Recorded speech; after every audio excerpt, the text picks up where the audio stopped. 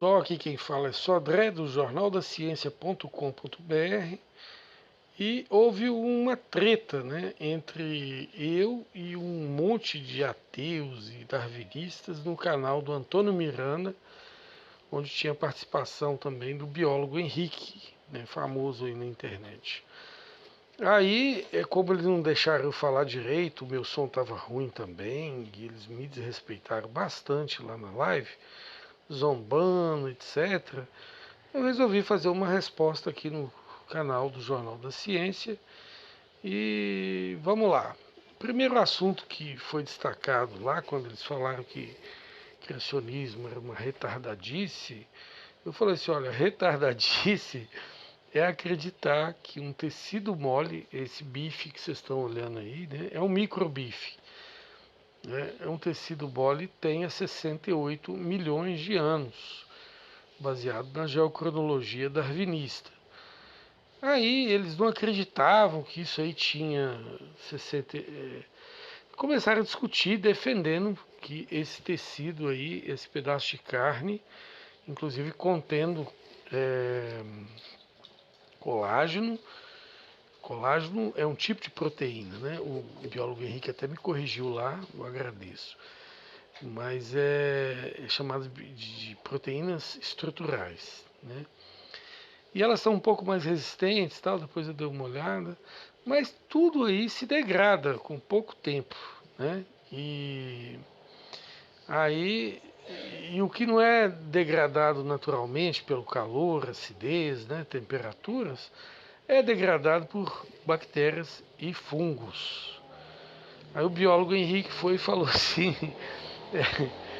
você conhece carne seca? Conheço. Por que, que os fungos e bactérias não destroem a carne seca, né? Aí eu falei assim, destrói. Não, não destrói. Lá tem sal e o sal inibe a ação das bactérias e dos fungos. Eu falei assim, ó, inibe, mas não cancela. Aí você cancela, tanto é que dura séculos. Ele falou que carne seca dura séculos. Aí eu falei assim, não dura séculos, né? Mas aí ele. Depois eu fui olhar o Google, né? Tá aqui. A pesquisa do Google rápida mostrou que dura 4 dias a carne seca fora da geladeira. Então não deixa mais de 4 dias a carne seca, porque ela vai durar só 4 dias. Não deixa ela fora da geladeira não, viu gente? Senão o biólogo Henrique está ensinando aí que dura séculos, não cai na dele não. Então eles ficavam lá zoando e o primeiro assunto foi esse, né? Aí eu mostrei, eles pegaram inclusive, eu falei assim, não, aí tá aí o tecido mole que foi achado do Tiranossauro Rex. Primeiramente, eu devo explicar aqui que em paleontologia, quando fala de tecido mole preservado, às vezes está duro, às vezes está ressecado o tecido orgânico e às vezes está até petrificado, mas é uma petrificação de uma parte mole do corpo, não é uma parte óssea dura, né? Então, quando fala de tecido mole, abrange essas possibilidades, né, de uma parte mole está petrificada, uma parte mole está ressecada, né, que é no caso essa carne que estava ressecada, que com a aplicação de ácido fraco ela voltou, não voltou à vida, né, voltou a sua aspecto de carne. Bom, aí eu brinco aí falando que o poder do ateísmo evolucionista, darwinista é tão gigante que eles conseguem produzir centenas de artigos científicos defendendo que um tecido mole endurecido, né, com aparência de orgânico, né, que é de origem orgânica, que ainda possui elasticidade, né, o colágeno dele tenha 68 milhões de anos. Aí eu faço essa brincadeira falando que esse tipo de milagre de preservação é tão imenso que com certeza eu coloco aí, mas não é bom fazer piada com o nome de Deus, que Deus me perdoe, né? Mas eu coloquei lá, infelizmente vou reproduzir aqui, mas eu não vou fazer mais esse tipo de piada não, porque a gente não deve brincar com o nome de Deus. Eu coloquei lá que nem Deus teria tanta paciência para ficar segurando bactérias e fungos de decompor tais tecidos por tanto tempo. O milagre que os ateus acreditam supera muito a nossa fé nos milagres de Deus, né? Aí Deus, que é tão paciente, não teria tanta paciência de ficar segurando a bactéria ali. É uma piadinha usando o nome de Deus, eu estou errado por isso, mas é porque a gente não aguenta, né? Bom, depois ele falou que no fundo dos oceanos não se tem as cianobactérias não decompõem. Aí eu falei, não, mas não é no fundo do oceano, é lá em Montana, né? É no continente. Mas mesmo assim, no fundo dos oceanos, depois eu fiz uma pesquisa, tem micro-organismos decompositores até de hidrocarboneto, né? De petróleos, que eles tentaram fazer até uma relação errada lá de hidrocarboneto com colágeno. Mas até os hidrocarbonetos que ficam, né, às vezes no fundo dos oceanos, ou nos oceanos por acidente, né, eles são metabolizados por determinados micro-organismos também, né? Então não é só cianobactéria que tem no oceano, lógico, né? Bom, aqui está o link do YouTube com a entrevista a Mary Schweitzer, que foi quem achou esse achado, e depois ela parece que continua acreditando que ele tivesse 68 milhões de anos, porque ela foi achada na camada do Cretáceo, então por datação relativa ao local que ele foi encontrado, tiveram que datar aí esse bifezinho em 68 milhões de anos. E a Mary Schweitzer, como é de formação paleontológica, né, ela continuou defendendo isso. E eles falavam, mas a descobridora desse achado não está a seu favor. Eu só posso ter pena dela, né, porque ela é tão sequelada quanto aqueles que estão submissos a essa ideologia. Bom, o que mais que teve lá? Deixa eu ver. Petróleo se forma. Também eu fui citando lá que petróleo se forma rapidamente em 30 minutos, confirmando a previsão criacionista de que não precisa de milhões de anos para formar petróleo. Eu expliquei lá, mas volto a explicar aqui, que se a subespeciação é empobrecedora de riqueza genética, os ancestrais eram mais ricos geneticamente e Adão e Eva riquíssimos, geneticamente hipervariáveis. Isso é uma coisa bem simples de calcular, né? Porque se a subespeciação, que é a evolução, né, ela é empobrecedora, por exemplo, tem especiação por deriva genética. É empobrecedor? É, porque as espécies que originam de uma deriva genética, cada uma vai carregar metade da riqueza genética da espécie mãe. Então vai empobrecendo, igual galho. Né? Muda, mas empobrece. E as espécies mães vão sendo cada vez mais ricas pela perspectiva de deriva genética. E pela perspectiva de seleção natural empobrece? Sim, porque elimina parte da população, seleciona umas, e aí vai ficar metade também, entendeu? Ou menos da metade, se a seleção for muito forte. Né? E mutações empobrece? Sim, mutação, 99,999% delas são deletérias. Isso vai empobrecer o código genético, vai aumentar a doença. Então é empobrecedor também. Então, se as coisas tendem a ir empobrecendo, adoecendo, falar que no passado existiu Adão e Eva riquíssimos geneticamente, não é nenhum absurdo. Então fica deduzido Adão e Eva como seres extremamente geneticamente ricos e hipervariáveis. Clone de Adão e Eva, né? A existência de machos e fêmeas como padrão exige planejamento, senão teremos que acreditar em mágica coevolutiva dos sexos, né? Em algum momento na história dos seres vivos vai ter que ter essa mágica de um macho e a fêmea evoluir ao mesmo tempo para poder gerar descendente. E vários machos e várias fêmeas repetindo essa mesma evolução. Então, a mágica que o evolucionismo acredita é muito gigante, gente. É algo extremamente. E uma mágica sem mágico, né? Ou seja, acontecendo naturalmente. É muito mais, como diz aquele livro, né? Eu não tenho fé para ser ateu. Ser ateu exige uma explicação substituta da explicação religiosa extremamente muito absurda, né? Se a explicação que Deus fez as coisas que é absurda, olhado pelo lado materialista de se enxergar as coisas, a explicação materialista do ateísmo é 1 trilhão de vezes mais absurda do que a explicação religiosa para a existência de seres vivos.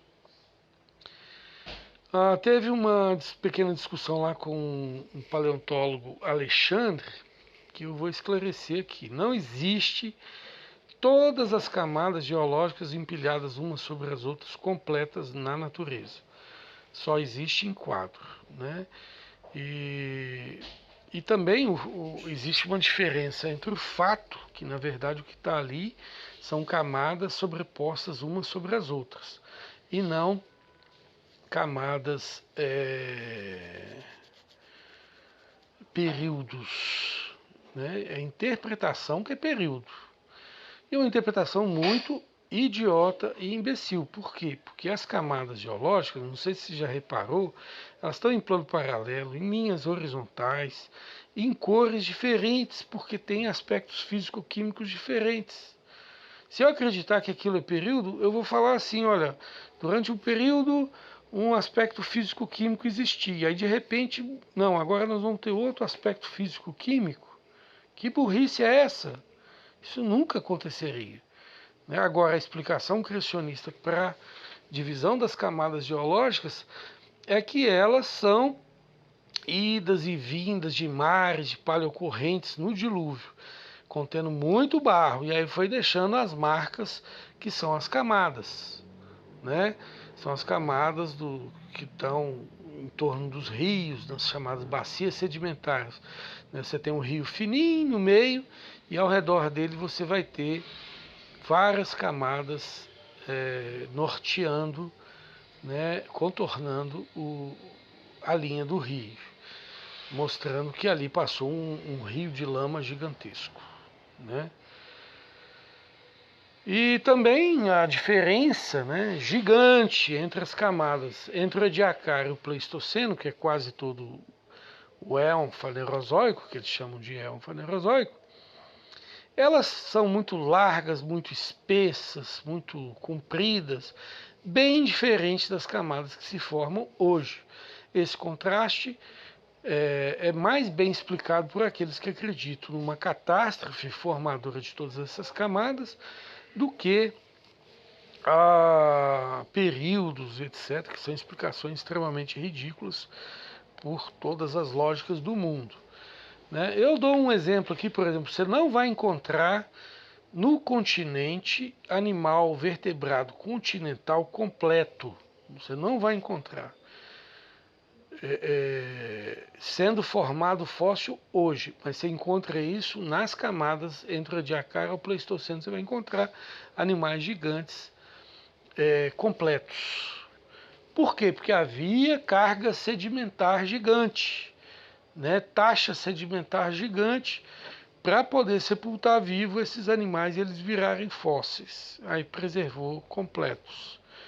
Agora, essa energia gigantesca de alcançar o continente, sepultar vivo fósseis cá em cima no continente, revela que uma comoção do planeta ocorreu na Terra, criando muitas outras camadas. Então, quer dizer, um fato que exige tanta energia como esse de preservar um fóssil completo gigante, igual de um dinossaurão, tal, exige outras catástrofes associadas, o que a gente interpreta como sendo um dilúvio.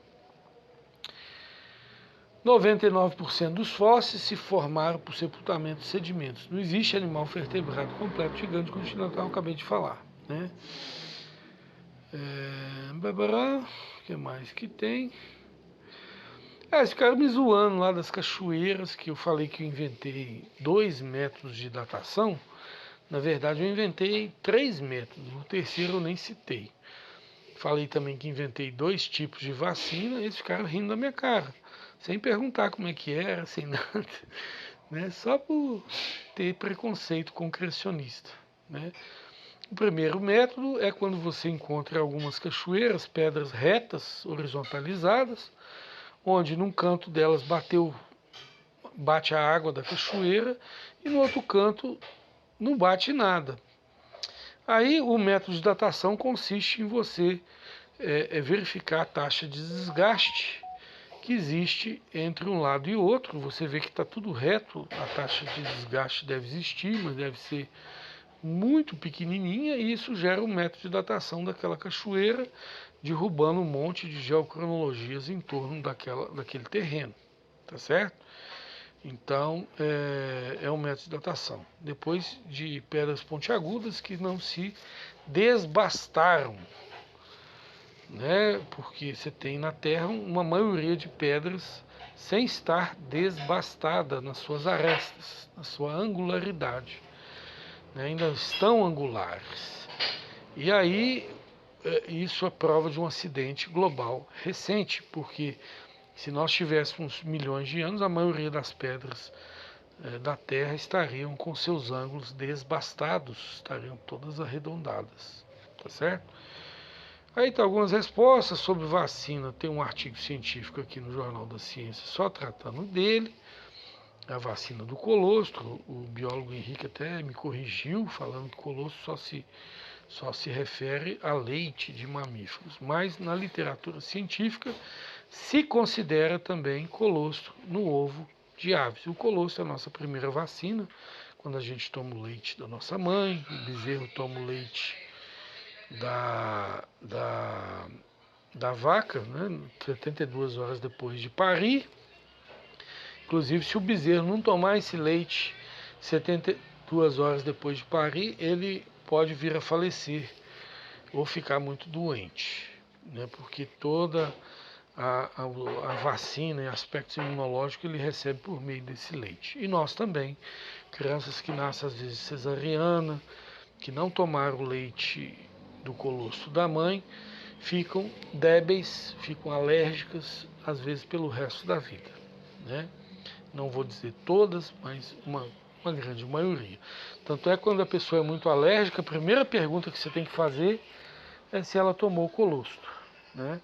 E se não tomou, recomenda que ela tome gemada, ovo cru.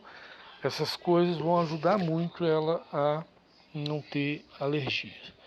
Tá bom? Aí inscreva no canal, divulga a nossa resposta aí e fiquem com Deus. Obrigado.